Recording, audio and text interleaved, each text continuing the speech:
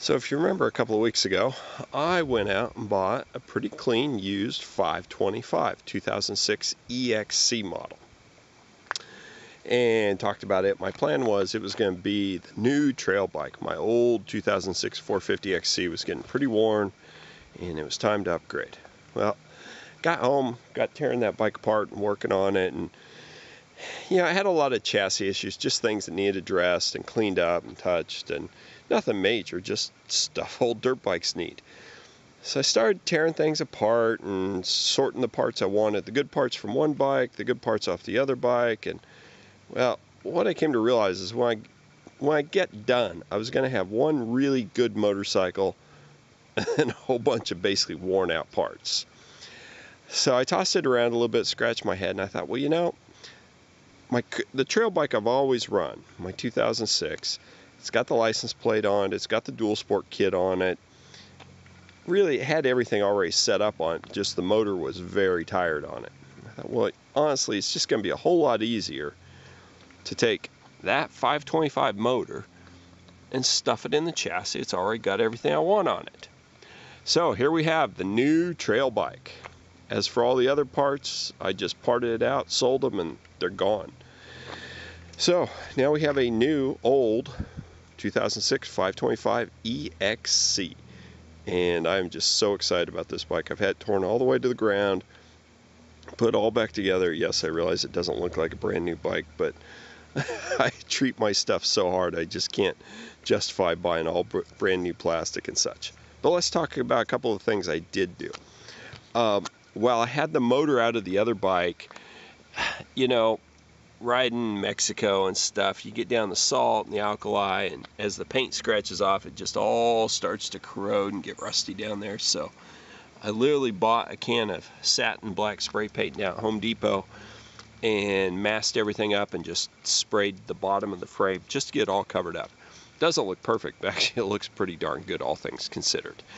So we stuffed the 525 motor in there. It already had a DC conversion on that charging system, so that was going to work out well with what we were going to do with our lights. I went ahead and got brand new full FMF exhaust for it. And again, not so much that I needed a hop up, but all the old exhaust parts I had were getting pretty hammered looking. This thing, I was a little hesitant about when I first got it because you can see a couple of things. It has a slightly different way it mounts here. You got to add this bracket to it. And as I'm putting it together, I'm like, holy cow, man, that exhaust sticks way, way out there. The muffler does. Well, actually, once I got it together, I'm super happy with it because that is by far the absolute quietest single aftermarket exhaust I've ever run on a motorcycle. That extra length and the power bomb up there really quiets that thing down. So actually it's working really well. Shock. This is my Trail Tricks shock, but the other bike I bought had a Racetech P30 spring on it. That's the real heavy progressive spring. I had one of those a few years ago, so I'm going to try this one again, see what I think of it. I put a PDS 7 spring on my other race bike and pretty happy with it. So far in the one ride I've got on this, I haven't found a setting I like, but we're going to keep working with it and see what we can come up with. Got the new Safari tank. This thing I'm really excited about. Now, if you saw in our last video, I've got a 6.5 gallon of Cherubies, but man, that thing just completely destroys the handling on the motorcycle anytime you've got to use it. This is a 15 liter, so it's like a 4.2 gallon tank. And I think this is going to be just the perfect adventure bike tank for the RFS bikes here. These things are pretty rare and a little bit spendy, but I have high hopes that it's going to work out well. It fits on the bike super well, so far so good.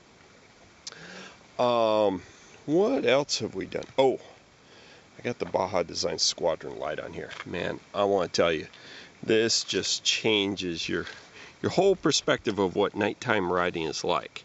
You really don't want to look directly into this thing because it'll blind you. I've got the kit that just mounted up right in the stock 2006 shell, and went in there pretty clean. It's got a couple of spacers in there. I actually cut the spacers in half to kind of get the right adjustment for the light, and I just ballparked that, and actually it turned out it worked really well. As you can see on this side, we've got a lot of the parts we just typically use. I got the Bigfoot pegs, the Promo billet side stand. You know, on these old RFS bikes for the chain guide, I always just run the stock plastic piece. You take the aluminum cover off, throw that thing away, and then just put the stock plastic on there. That thing actually works really well. I've got this bike set up. We're hoping to go back to Baja this week. So the weather is beautiful out today, but we've had some poor conditions, so I'm kind of loaded for bear. I've got my MSR elephant ears on here, and these things are kind of interesting. You know, they've got one little tape or strap mount up here, but it never holds, so you duct tape over it. And then what I do with these is I've just got some holes drilled so I can zip tie around, and you can see here we've got the Fastway just flag style handguards. Run the zip tie around there, and that kind of really keeps them in place from moving anywhere. I've got a couple of different holes there for different types of handguards I've had them on, but you know, I've had this particular set of these elephant ears for 10 years, I think, and they're a little tattered, but they still work just fine. What else? Oh, I went ahead and put some heated hand grip heaters on. There's the switch for it. These are the cheesy $20 ones from Cycle Gear, but they work out pretty well. I've got them all on there. Two things on this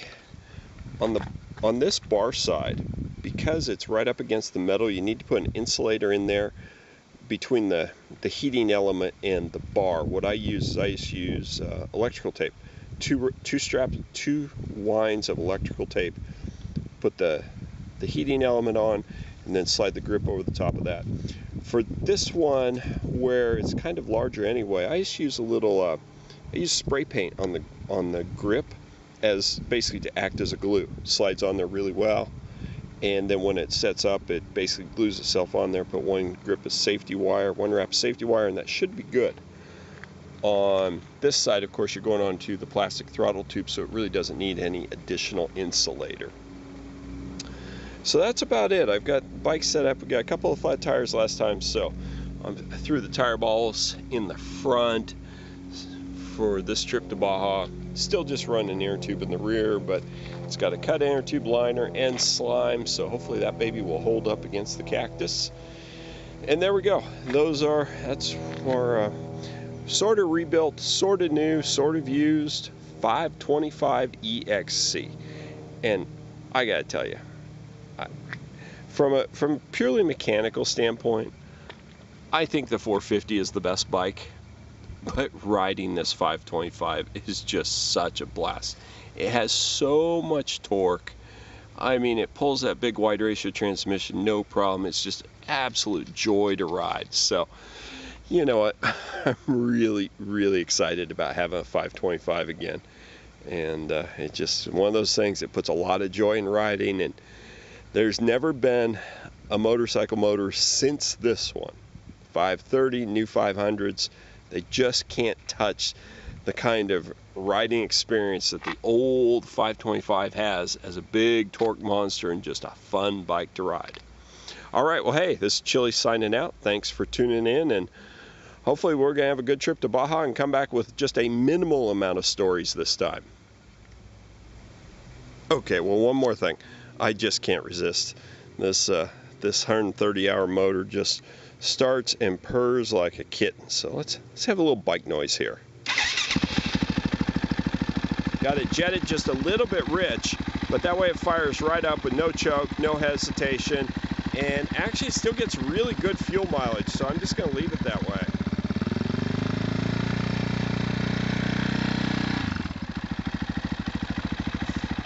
There we go. Gotta love those old RFS bikes.